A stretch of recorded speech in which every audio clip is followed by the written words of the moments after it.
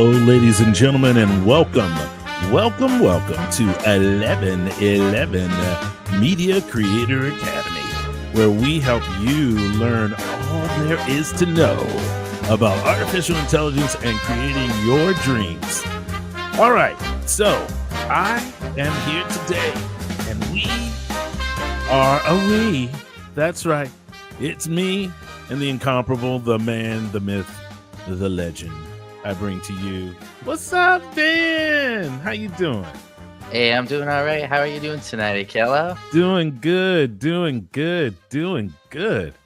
I thought I'd bring in some new, sort of hip music. As a matter of fact, I think I'm using this music in one of our videos. Like it's like the beginning and so it's like the bumper sort of thing that brings in the video. I love it. I think I need to be maybe driving an Aston Martin. Maybe. I don't know. Absolutely, baby. Let's do a martini, shaken, not stirred. I love Suno. I cannot even explain to you how much I enjoy that daggone program. Well, and it's the cool thing about it is it's an intention sort of so what are your intentions, you know what I mean, when you're using it, and it turns into all kinds of really cool things. Do I have a comment already? What? Ray, how you doing, Ray? What's up? Hello, guys. Well, hello, Ray. Nice to see you, my man. Nice to see you. We've got like 3 people up in here. I love that. All right, I'll check in on y'all in a minute. I'm gonna have some little quality time with Ben. So how was your week, Ben, other than that? Man, my week, it's been a busy week. Just getting things going here for 1111 Media Creator Academy. Like we announced last week, we have our official 1111 Media Creator Academy Discord live. So you can join that. We've been kind of spicing it up, just getting it all filled out. And so we'll have continual updates to that. So just keep joining the vibes there. I used it for the first time yesterday, Ben. You know what I did? What did you did? I put in the you know what? Let me there he is. It's called color, y'all. You know, I didn't have any, or contrast. Actually, I didn't have any. I used it to announce that classes were live. So I published the classes, and then when they were done, I went over to Discord and say, "All right, everybody, you can go on over there and look at your classes now. Now they're all edited up and put up, and all the transcripts are there and everything. Y'all can disseminate that however you feel like it here at the 1111 Creator Academy. That's one of the benefits of being in the Discord." Got those special channels as well. You got the student lounge. You got a place that you can get some feedback from your peers or one of the instructors if we're online as well. Cool little thing. There's even some voice ones. I added some voice ones in case people wanted to have a chit chat. Yeah. So there's a private one for students, and then there is a public one too for anybody to join and have a conversation. It's kind of fun. It's it's like a little digital hangout. You know, and just so y'all know, you're like, well, why would I just go over there for free? Well, at some point, we're going to have some type of free offering for you, something that you can have that you will benefit from when you use it, and you only have to give us your humble email, and and we will cherish it, and we will not abuse it. We will use it like we're supposed to give you all the information on all of our new offerings that we are actually working on in the background and trying to get straight and get put up onto our site, so that we can help you learn how to make all kinds of things with film, right? Anything you want. Maybe you want to make an ad. Maybe you want to make a book trailer, like the actual name of the class that we're teaching right now. Maybe you might want any of those things. You have the ability to get the absolute perfect teaching of this from Ben. I'm not gonna. I'm a Ben. Don't just calm yourself down here, because I'm about to go into it for half of a second. He's very thoughtful. He's very kind, and he thinks about you when he's actually trying to prepare the course, so that there aren't as many questions as you think there would be in a course like this, because he is incredibly thorough. And so what we're doing over there is trying our best to give you the highest quality, highest impact, quickest way to get all of that information, especially with the way this master course is going, Ben. Oh my gosh. I mean, you're teaching them how. I know you're going to even have probably an even more glamorous course on how to make films and stuff like that. But all of these fundamentals and all of these things about shots and how to use specific actual programs, and how and where to point your creativity at the right time is like really, really effective. As I always say, y'all, on these Wednesdays, I'm always having so much fun editing those things, because I am watching the whole thing go all the way through twice. Twice, so that I can get the best of each one. So it's just so much fun. So if you want to come on over to 1111 Media Creator Academy, we will teach you all kinds of things, and we have links in the description. It's going really well. I mean, honestly, for the people that have been in the class, going from just point A to seeing them grow to where we are now has just been just so fulfilling to see them iterating and getting them, videos and images and putting it all together until, obviously everybody's going to have a book trailer that they can use to help sell their books, get things out there on the internet, on YouTube, on their website, on Discord. So I'm so far, I'm just so impressed to see what everybody's been able to do and just how uniquely creative everybody is. I'm almost starting to think of this new era of AI as our like it's the actual camera, like it's your new camera. You know what I mean? It's the new place where you point your creativity. I mean, I have lenses out the wazoo just sitting around my desk. Is right? That nifty 50 right there? Is that yes, I've got a nifty 50 right here and a 35. And a 35. Nice. Oh, that 35 is I just love it. I do. I love my 35. But I mean, I have cameras all over the place, just cameras all over the place. But I still get the same. I get almost the same thrill when I generate something. I mean, you've been working on a short little project yourself, right? And when it pops out right. When it pops out right. I mean, a lot of people don't think about this, right? I know we've probably said it before, but a lot of people don't think about this, that the filmmaking experience and learning the traditional ways of filmmaking can help you iterate so much easier so that you can get exactly what you're wanting out of these models. And the models are getting better and better each and every day so that it's getting closer. So it's been my experience, and I think yours too. Tell me if you disagree, but having that background or having a writing background, having that filmmaker repertoire and learning that language really helps get the most out of these models. The biggest difference that I have between writing and this new paradigm of filmmaking that I'm earnestly trying to learn right now, not muddle through it, but actually learn the process. A lot of the things is angle of attack, meaning I picture things in my head when I create stuff, right? Sure. I don't know what angle I'm looking at it from.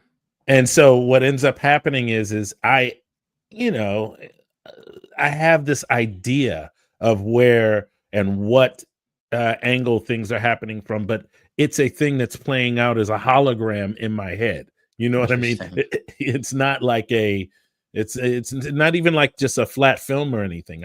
I can see every aspect of the thing as I'm trying to play out the scene and trying to figure out how I want the scene to happen. It gives me At least it makes me feel like I can explain it better, either to an AI or writing it down myself when I'm trying to relay that thing. I think that AI helped me get better at that. Do you think that AI is helping people get better at filmmaking because it already has those things like the angles and stuff like that? I think that's a complicated question in the sense that if you like in your instance, if you don't know what the angle is, Yeah. it's hard for the AI to assist you in that. So if you don't, you're like, I'm down here, I'm near the ground, but you don't know, hey, low angle, sharp camera up. It may not interpret that correctly. So it's kind of like, have you ever made that internet search before where you're looking for something and you just like one word off and you're not getting the results that you Yeah. want?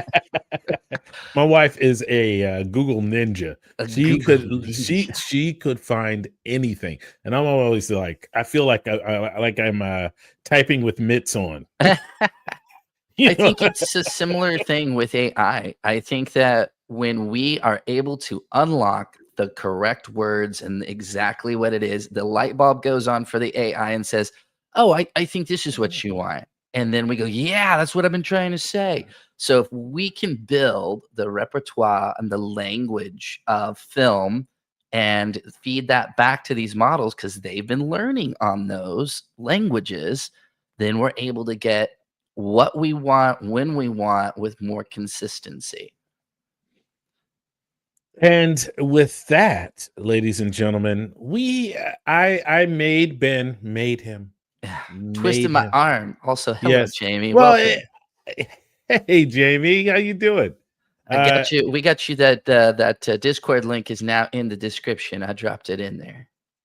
is it not? Was it It not today? wasn't, but it's in there now. You know, where did you put it? Do you put it at the top or the bottom? Where did I put it?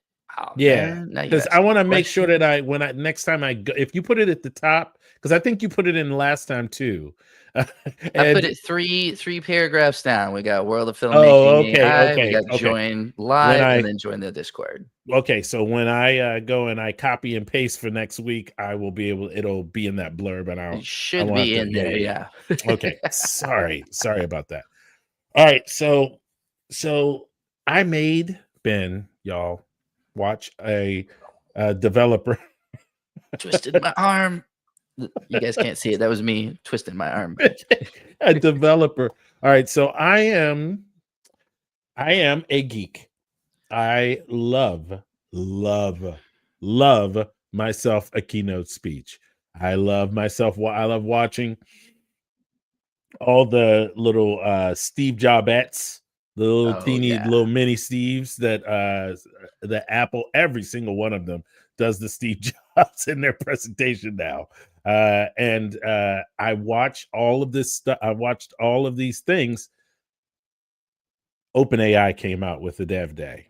It was right after they had Dev Day after they released Sora 2. After they released Sora 2. Why And not? I know, right? And guess what has changed in the past 2 days, Mr. Ben Richardson? Knowing OpenAI, everything. Mm, you now have access to the API, my dear sir. I watched that video. Yeah, it looks like it's in a few different wrappers now using the API and then full access on their own website. Oh. The examples were crazy. Now I'm not gonna lie. At first, when I was watching, I was going, nah, nah, nah, nah. Yeah, okay. All right, yeah, I get it. Oh, yeah. Oh, what? And then because they said the thing about the storyboard thing, and I still wasn't excited, But Okay. then they went from sketchy drawing Sketch a drawing. to the We're actual we're character talking thing. an actual sketch, folks. We're not talking about like a shady character in the left in the shadows here. Not sketchy like that. An actual, it was literally, y'all. I am Yeah, not I even. don't know his name. You may know his name. He's like the creative director. I don't know his name. Somebody could probably put it in the chat. But He literally got they had a very well placed hidden iPad, and they said, hey, can you just sketch this while we talk about this new model? And if you are one of the students in the book trailer class, and if you're not, of course you can sign up anytime, but in there we do talk about AI storyboarding, and we kind of do it a little bit. It's a decent chunk of knowledge on that. So I know you weren't really excited about the storyboards, but OpenAI for Sora 2 is announcing their own storyboards, which is now leading to what he's talking about, which you can then put your iPad or any actual sketches from pencil or chalk or pen or whatever. Take a picture of it. Take a picture of it, or if it's digital, just put it in OpenAI and tell them what happened. Okay, y'all. So they have the sketch, and then they have a reference photo actually have several reference photos so that you can just pick which character you want to be in this particular sketches as the main protagonist. So you sketch out the actual protagonist and what the scene they're in at the angle that you want it to all happen. You show them the character reference, and then it straight cold, boom, puts the whole thing straight in there and extrapolates out all of the other stuff around it, backgrounds, every single thing around it. Man, Gracie is on fire today. She's like, it is time to feed me. You need to feed me. Girl, you gonna wait like 40 minutes. No.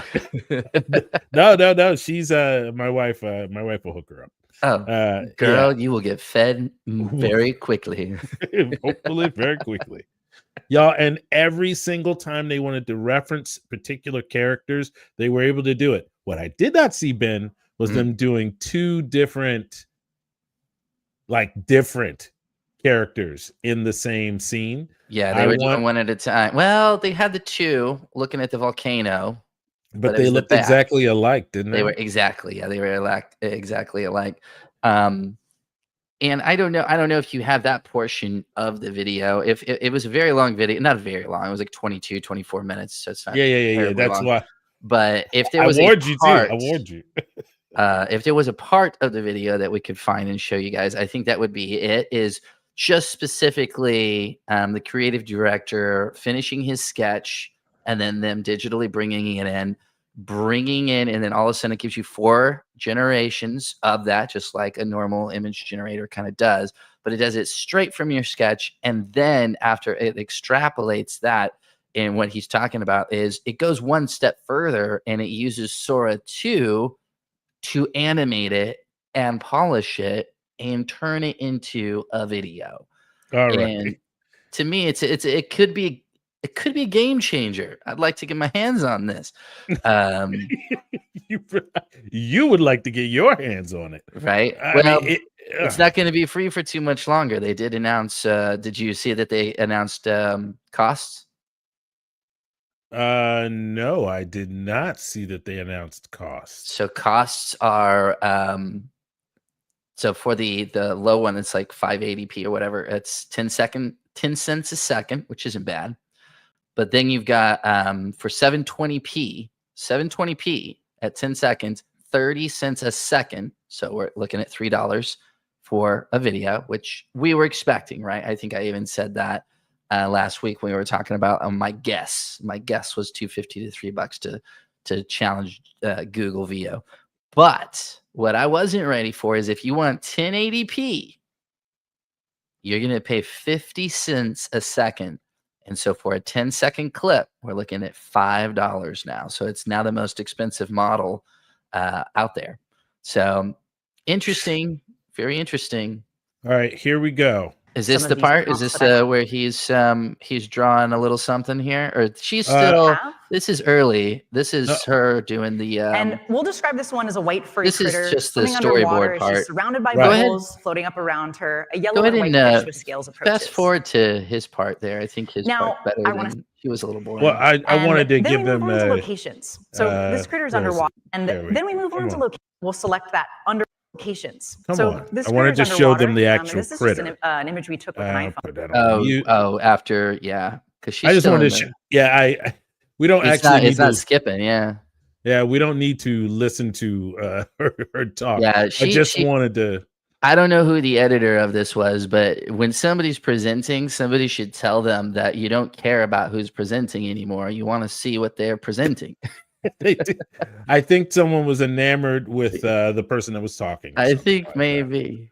Yeah. I mean, she's a lovely person. I can tell she's very lovely. But yes, a very nice. She seemed like a very nice person.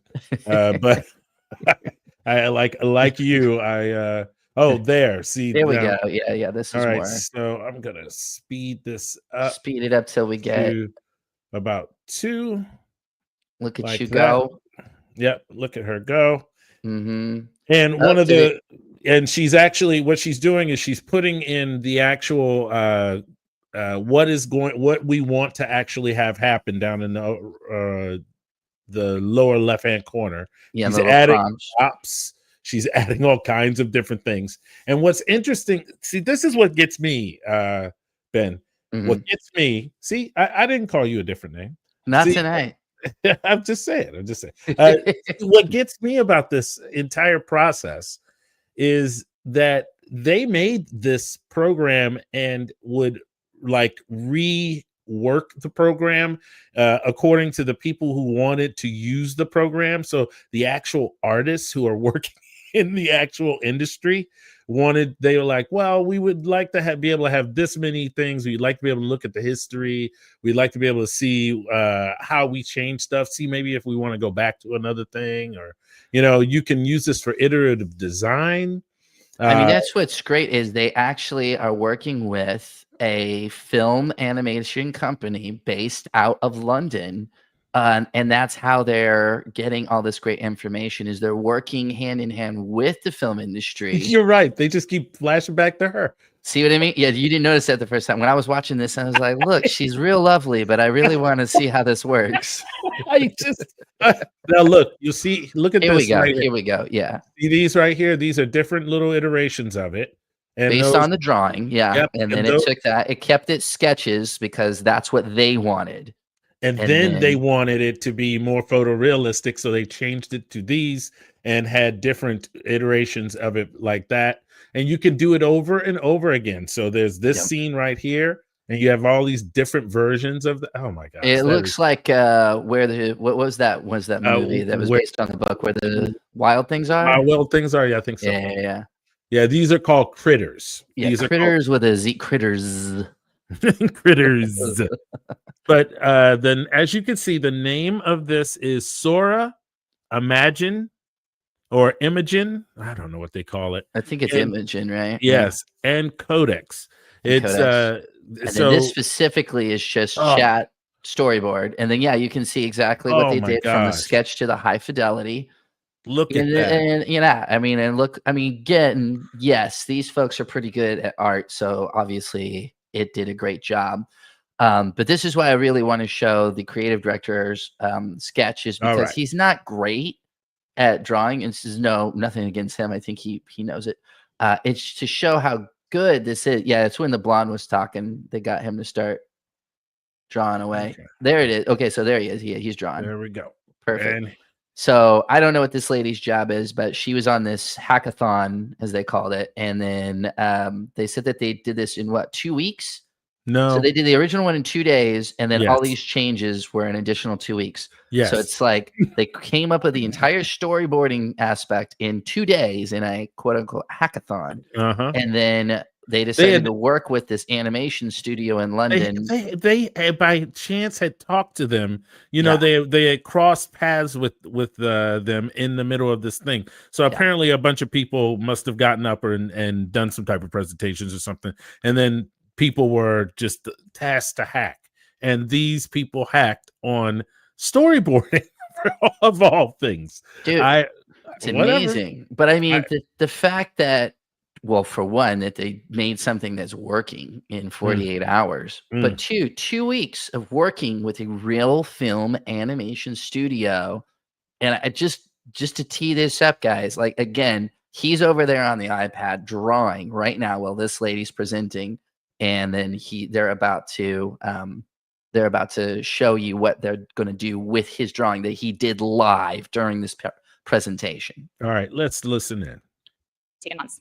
All right, Chad, pencils down. Slow down. Whoa. The blonde's talking really fast. Whoa. Everybody. That was... We wow. apologize if you thought that you were losing you got a little mind. whiplash. This is how Ikello edits, so he's used to it. I do. I edit at like three times. That was I don't only know 2 how times. you do that, man. Oh, it's only at 2 times. I was like, oh yeah. Across different scenes in a matter of days, a process that normally would have taken months. All right, Chad, pencils down. Can we take a look at what you drew? Yeah. So, okay. See, now this is how we draw. This is something we can do. This makes this applicable. Entering a cave, I gave it a little torch, like a little, it's a dark absolutely cave. I could do that. So yeah, I'm very curious to see what it did with it. So he drew it digitally, and now they're going to put into the storyboard. They just came in just in time. We've got Chad's sketch. I gave it a little description, the front view of a furry critter who's entering a dark cave. We selected, our critter character as that asset that we wanted to feed into our into our prompt. And then we've got our black and white generations of the adventurous critter, and our final images here. Look at that. The lighting's really great. I love the torch. The torch works really well. This is amazing. I actually literally love the fact that I can just take a sketch, like in barely, 2 minutes, and get it visualized this way. And I think that's what's been so amazing about seeing how their team in London is working with the tools. Now, we mentioned Sora 2, and I think we wanted to show, obviously, I love the fish, but I think Sora 2 made that audio. The Critters team in London put together a little demonstration. Now, they've had access to the tool about, a few days when we announced it last week. So let's take a look at something they put together to show us an example of what it can do. This is only in a few days. Perfect. And pictures up. Right, everyone ready? Camera stand by. And you. All right. One sorted. Good. Cameras rolling. And ready on the big lad. Have the antenna tidy. Got it. Thank you. All right, everyone. Rolling. Action. Hi there. What's my line again? Oh, blast it. Oh my God. I love it. Right? I love it. And this is the thing. This isn't them saying that they had this for weeks, which is what I thought he was going to say. They've had access to this for weeks. He said they've had access to this for days, and then they already have that.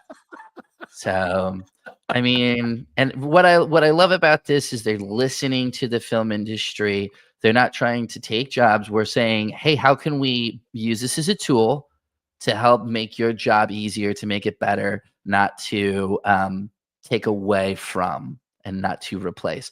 To me, that's really important. And I think it's great that OpenAI is listening and collaborating rather than kind of up in arms against. I think that's an important thing.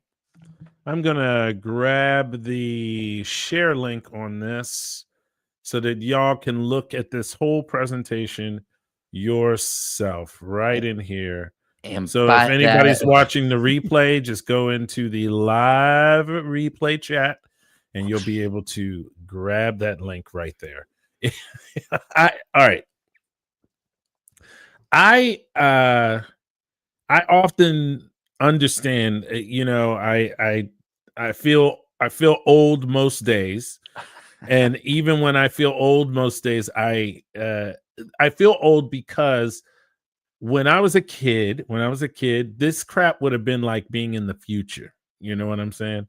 And right now, I feel like I'm actually living in the future. And it's without a doubt the most fun I've had in, I don't know, maybe all my life. And I am a technologist who has lived through all of the cool. I had my first amber and black screen AT or XT. Yeah, I had like an XT big cream box that wasn't standing on it. It wasn't a tower. It was standing like it was supposed to be on a desk. I'm telling you, I thought that the Macintosh computer, that little box, was the most futuristic thing I'd ever seen in my life, And so I've lived through all of these eras, and right now we can make just about magic with like 3 or 4 people. You can make an entire film if you really brown down and you had like one good actor who could play everything, right? Once you have that one good actor that you can direct to do things and have performances that you can get from people, it's just we live in the future. We're living in the future. And if especially with the advent of a lot of actors using green screen and interacting with these volumetric screens and the things that they have, to me, it makes it a lot more applicable. You're getting these professional actors and actresses that can then interact with the AI, much like you saw on the Critters, like BTS, where the person patted it and it looked like it really touched the critter, when it was powdering it. And so I think that that's something that we're going to see more of, is instead of full AI and full live narrative, I think we're going to see what they did exactly. And it's that kind of hybrid where it's interacting. Whoa. You think that was hybrid? I thought that was all AI. Well, if it wasn't, I'm saying that to me is the future, is hybrid. I think you're right. It is definitely hybrid, but it was so I had to watch it twice. I was like, wait a minute, there are like 3 shots in there where I go, the yellow thing real? The yellow thing is the only thing that is not real in this shot, right? Right. and then for some reason they cut back to the girl again. You're like, come on.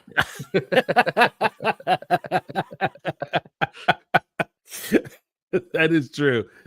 You can't unsee that once you're doing that. I was like, what? I just now officially, yeah. Yeah, that is true. That is true. And she's got to be flattered, I guess, Well, yeah, or creeped out. Yeah. One of the two. All right. So, but that was nerdy really guy with a pin protector. I'll cut back to her. That was really kind of what I wanted to, the big news of the week that I really wanted to like hone in on was the fact that every week, we get a new tool to use with something else. Yeah. You know what I mean? So it's not just that we have the all-in-one solution, because frankly, I don't know if I ever want to live in a universe where we have an all-in-one solution. I think that would be limiting in some ways. It'd be nice to be able to produce an entire film, but you might just be stuck in that kind of Pixar feel. And I don't mean it as in actually looking the way that Pixar looks. I mean, the limitations of whatever that software is that does it all, you're always going to be locked in. And then somebody makes an innovation over here and you're just looking you're on the inside looking out going, give me that toy, give me that new toy. But it doesn't work with the thing that you've pretty much invested your whole life in. I like diversity in this sort of way, where you have lots and lots of opportunity to have better and better tools all the time. I think if you can keep from getting stuck in a certain ecosystem, which is where we are now, right? Hey, I'm going to bounce over to Nano Banana. Oh, I'm going to use Seedream on video. Maybe I'm going to use Veo 3. Maybe I'm going to use Ray 3, Sora 2, Kling, right? There's a Halio or Halo or whatever it's called. What are you thinking about Seedream, by the way? I love Seedream. Seedream for images? Oh yeah. Yeah, Seedream I think is doing a great job. I think they're on the forefront. But because we keep bouncing from one to one, because like you said, like each week there's something new. Because of that, we're not locking ourselves into that all-in-one thing where we just get there. And that's, I think, where it's dangerous, because, and this is no flack towards Adobe and the Adobe users. I'm an Adobe user. Hey, I'm an Apple user. You know what I mean? Same thing. And you get stuck in an ecosystem, and then you don't want to leave because it's hard. Your stuff's there. Exactly. So, I'm going to use Premiere Pro. I'm going to use After Effects. I'm going to use Audition. I'm going to use Photoshop, et cetera, rather than knowing what the newest, latest, and greatest is, and always being on the forefront, because now we're comfortable, and that's where our dreams go to die. I have to say, I was thinking the same. I was thinking almost the exact same thing. Like, I don't want it. I don't want like one gigantic corporation to have complete control. Like that's what Adobe would love to be. Was that moment where you go in one end, like raw, like wood or metal, and Where's then this going? you pop out the other end. You pop out the other end a full blown house or a car or something like that. I don't want to pop out a house. I don't want to be a house. I don't want to be me. I want to be a real boy. Oh my God. Ben, with that dark hair and the I better not lie, right? Yeah. we'll know that Ben was actually Pinocchio. Oh, that's just so but yeah, I honestly, Ben, I am starting to believe that 2 years from now, people will be a two-person team. That's a one director who also knows all of the ways to work with AI, and one actor, right? Will be able to, because I honestly, I mean, there are a lot of good directors who are actors, a lot of good actors who are directors, but whenever they direct themselves, know that they've got an assistant director telling them, nah, man, that looked like crap. Yeah. It's either that or you go back, you look at Video Village, you look at the replay, and you tell yourself that you look like crap. Oh, yeah, because that'll work. I mean, I'm telling you, it's like there are three or four guys in the entire world who's ever pulled it off. There are other people who've tried to pull it off, but it's only been like Mel Gibson. And I mean, I've done it on a small scale, and I'm not that. But I mean, Taika Waititi does a great job directing and acting. Taika Waititi, but he's also drank his own Kool-Aid as of late. Yeah, I know, man. That's been really sad. It's really hard when you're looking up to Taika Waititi. Everyone is saying to you, "You are a god, Taika. Everything you do is amazing, Taika. Right? Take the reins off of you, Taika." I wonder who his imaginary friend is. I wonder, if it's not Adolf. It's like if he played Adolf, who's the imaginary friend? Yes, that is true. Who is his imaginary friend? Jojo Rabbit. I mean, not to digress, but there are so many amazing films that people should watch. I have that subscription to AMC A-List, and yesterday we went and saw the grand finale of Downton Abbey. Oh, don't give it away. Don't give it away. You spoil this, man, and this live will go up in smoke. No. I would never do that to you. I would never do that to you. Believe you me, I am a huge Downton Abbey crazy person about Downton Abbey. And so my favorite thing about seeing well-made films is just being able to sit in it and forget that I'm watching a well-made film. That's how good this. Well, and this was good enough to be that, where you're just kind of caught up in the, it's a Burroughs thing. He makes these universes like Altman used to do, where you just feel like you're just there watching. You're just that dude over in the corner. No, don't mind. I'm just gonna watch the intrigue. Yeah, you're just there. And it's a soap opera. Yes, it's a soap opera in a lot of ways, and a lot of interesting. But it's British, so it's so much more exciting. So much. It's so. It's nice to visit the grounds again after all this time, right? Well, and this is it. It feels like it. Well, I feel probably, although I've felt that way a couple of times, but we'll see.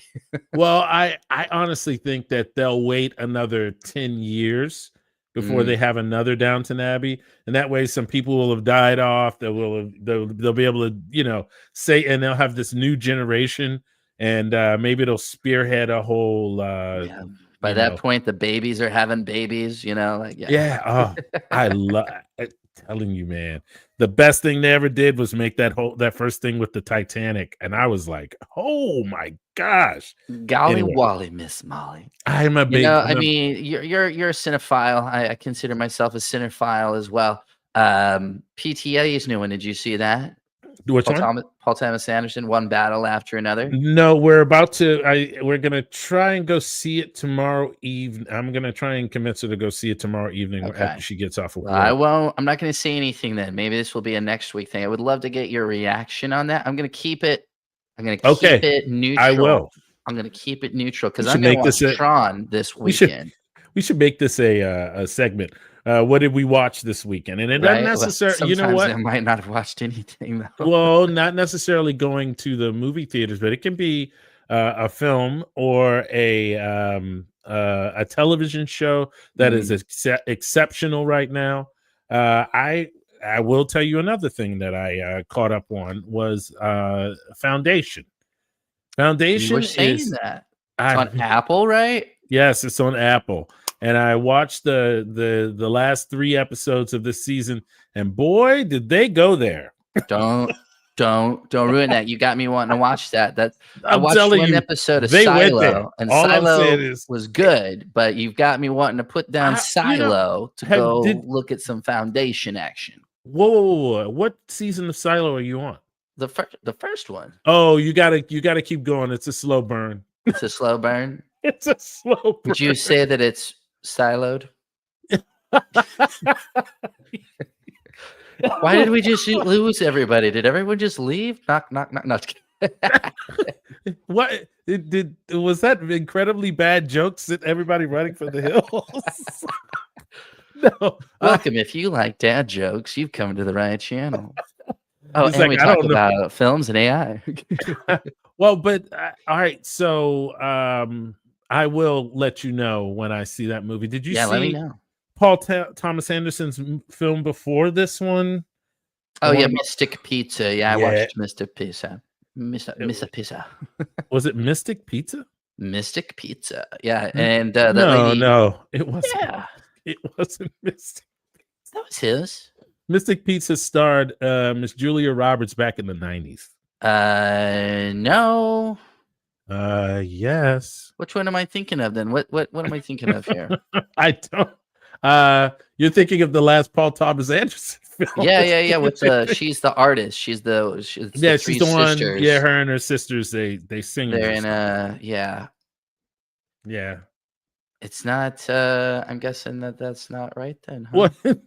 No. Licorice Pizza. Licorice Pizza.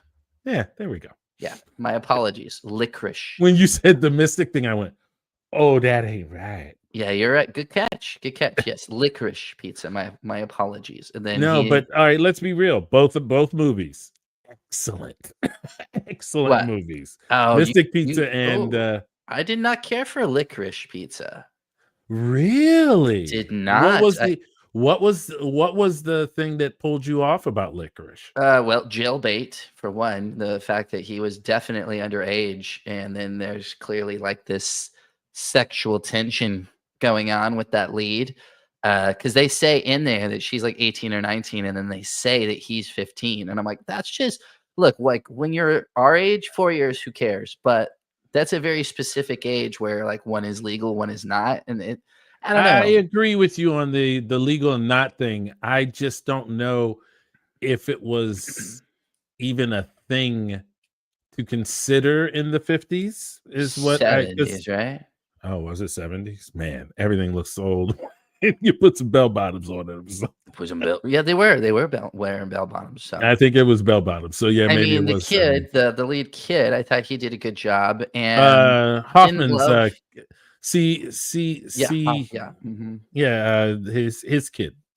There's I don't know. But besides that was the part that just like threw you off.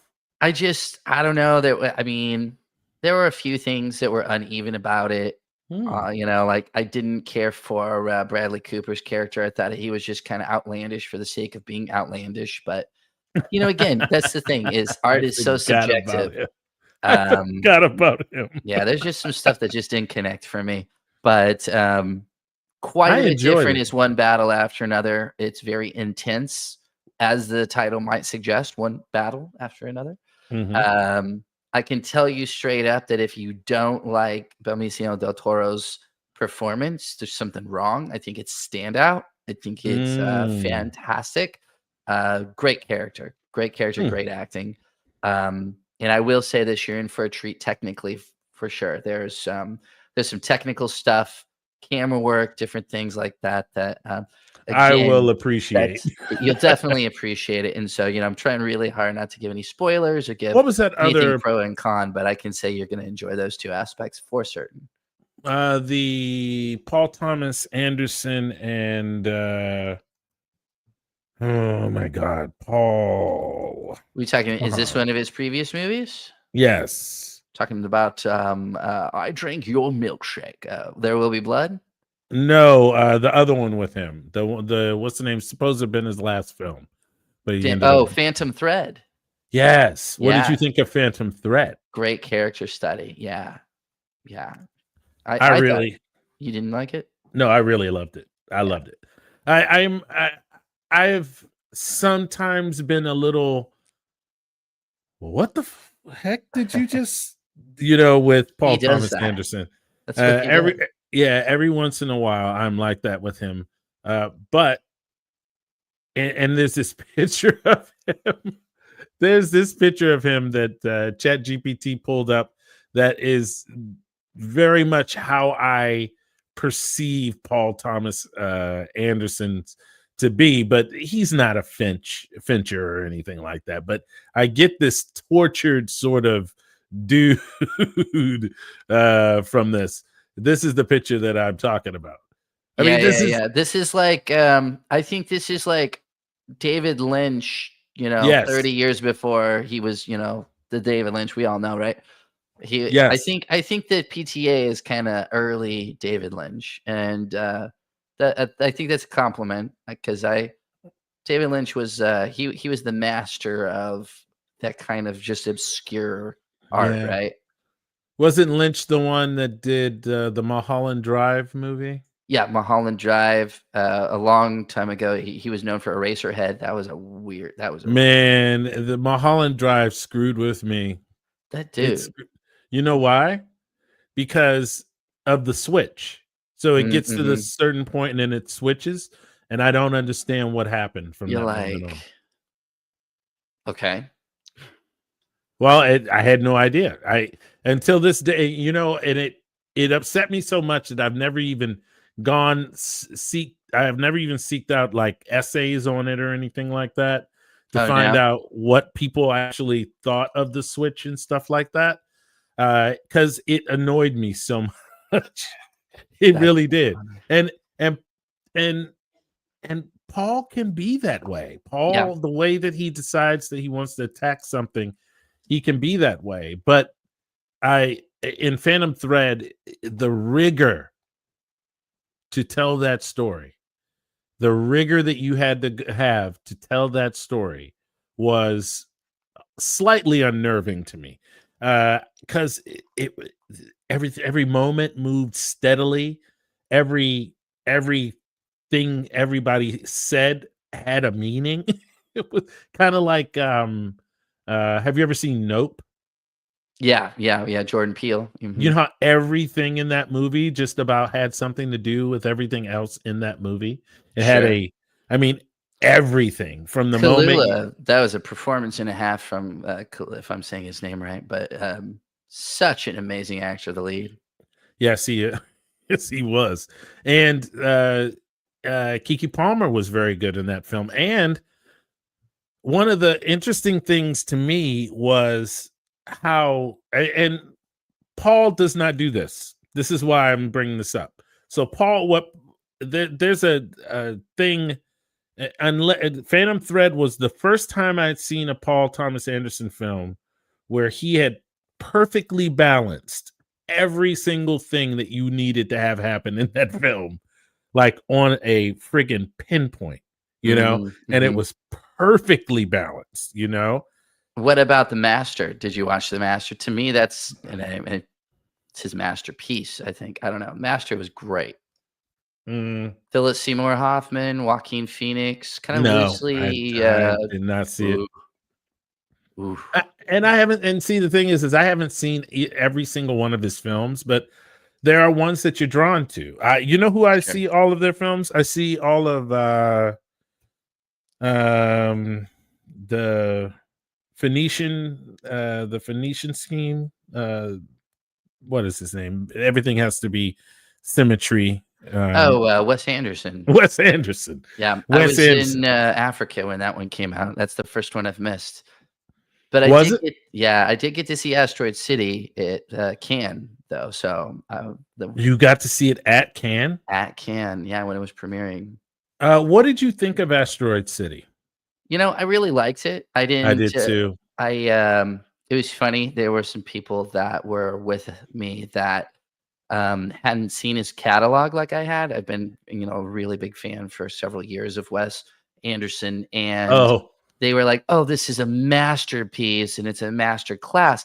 And I said, "It's good and it's really good. However, there's a lot of elements from Grand Budapest Hotel in this." And they were like, "Wait, I haven't seen that." And I go, "Aha." Oh, see, this was the thing. I think it was Grand Budapest Hotel. I personally believe that was the first movie that he found himself, where he was like, where he was like, "Oh, I am doing all of these things, and I'm going to do them perfectly. I'm going to put everybody in a box and everything."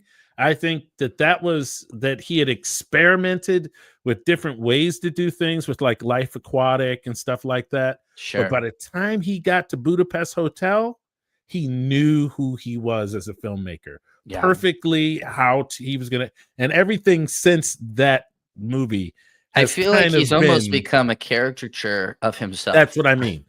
That's what I mean. He's like, ever since that movie was the movie where I think he figured out, he's like, he put it all together for that movie. He did. Again, Asteroid City was great. I haven't seen Phoenician, but it felt like an Anderson post Budapest Hotel sort of film. And they do have a similar feel to them now, when they used to kind of all feel kind of original, like Darjeeling Limited, Life Aquatic, Royal Tenenbaums, or Rushmore.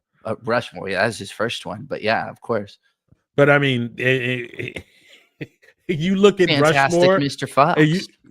You look at Rushmore. Well, I think Fantastic Mr. Fox sent him down this rabbit hole. Would you say foxhole? What? Sent him down a hole, and that he ended up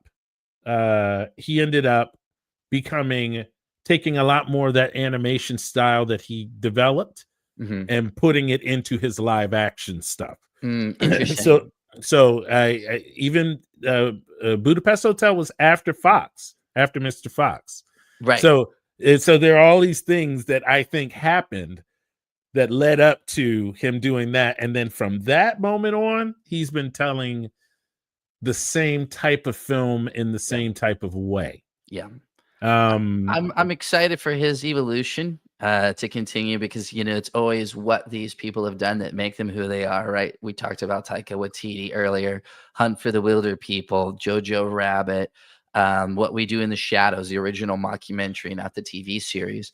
Wes Anderson, Paul Thomas Anderson, all these people, you see these catalogs of these movies, you hear about these names, Jordan Peele, right? You've got obviously Get Out, which he won the Oscar for, and then Us, and then Nope, and I think he has another one coming out. Is it next year? I think his next. I don't know. Coming out next year. If it's too scary, we ain't going to see it.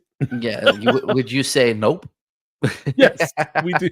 Me and my wife, we are old enough now that we do not have to subject our cerebellums to that type of onslaught. No, thank you. Life's too scary sometimes. You don't need horror. Oh, Mike, the kids can have that horror all they want. When I was a kid, I could tolerate horror all day long, with the Jasons and the Freddys and stuff like that. I loved those types of movies, but they were they were abstractions compared to the gore fest that goes on right now. You know what I mean? Yeah, there's always trying to push the envelope. More gore, more shock, more this. More realism, Yeah, which is where now characterization is more important than ever, because we have already pushed the envelope about as far as it can go. Like, we've shown as much skin as there is you can see. There's about as much violence as you can do. There's, we've kind of pushed the envelope in all of these different areas. So now what's left we got to go back to basics. Let's talk story. Let's build rich characters and narratives. And that's what's beautiful. And then you can put all kinds of interesting like things into something that you're really working on character with. But you got to have the character and the story first. You've got to have those things. And shameless plug, but y'all, we are teaching that over at the Academy. We are 1111 Media Creator Academy. Boy, Ben, I think I like talking about movies with you. That got me right in this area. That's my heart. Was right here. That was yeah. Well, and let's be real. You have to understand the craft and what you're seeing and have a little bit of passion for it in order to create great things. If you want to create good things, we can teach you how to do that. we can give you a course and you can pay us and we will teach you how to do that, how to create something that is mediocre to great. You know what I'm saying? If you are just trying to get something to market this, that, or the other, or if you're trying to get book trailers, or if you're trying to make audiobooks, if you're trying to bring people in, we have a course over at the 1111 Media Creator Academy that is a bundle. It is called our Mastermind bundle, and you can get it real cheap right now. Go over there. You can get it really incredibly cheap. Yeah, right won't now. Be that cheap for very long. I think no, 2 or 3 weeks. As soon as we're done with this, it is going up and staying up because what we really want is people to be able to put quality stuff out with the assistance of artificial intelligence so that they can use it as a tool, not a crutch. And if that is the thing that is in your brain, if that's what you want to do, then we are your fools. You hear me? We are your people. We are your folks. And we want you to come over here. Hitchcock. I mean, there's a master of story right there. Master of suspense. It was less is more. It's what your brain doesn't see, right? The Birds, Rear Window, Vertigo, right? North by Northwest, Notorious. I mean, Rebecca. When she's in the shower and she's being murdered, you swear that you see every slash and gash and cut and everything, and you see nothing. You see nothing. The mind does it for you. So, I mean, and that's one of the things I think, allow me, if I may, to push back just a little on what you said. Like, hey, if you want to create something mediocre to great, I think that these classes, what we're teaching, if you apply it, and you do it with the right mindset, the right imagination, the right story behind it. If you're a novelist, you're an author, you have your own material, it's a rich book, you can create something special. You can create something great, generational. And that's what we're doing is we're kind of bridging the gap, right? If you have the creativity or you have the story, we're helping you utilize the tools so that you can go ahead and make those when you've never been able to before. You can be your team, allow us to help be that team so that you can learn those different programs, learn those models, and make something exceptional. Exceptional. Absolutely exceptional. If that is your desire, we are the people for you. All right, Ben. That's it. We're bumped up on an hour. My goodness. We have literally hit the milestone. My goodness. All right, everyone. My name's Ikello Harrod, and I'm Ben Richardson. Don't forget to like and subscribe, guys. Oh, yes, please. Thank you, Ben. Like and subscribe and hit the notification bell because you know and I know that YouTube likes to YouTube. So you need to definitely hit those bells and come over to the Academy. We have something for you. Welcome to the studio. And we will see all of you in the future. Bye.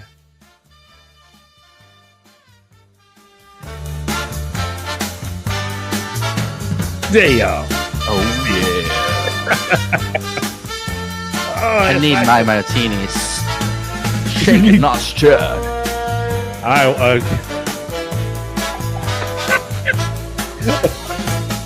It does sound like spy music, y'all. It does indeed. It really does. I'm taking it. Thank you. Thank you, Ray. Have a good day, my man.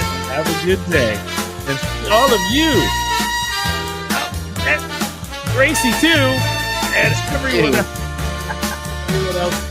Have a good day, y'all. Bye. See you later.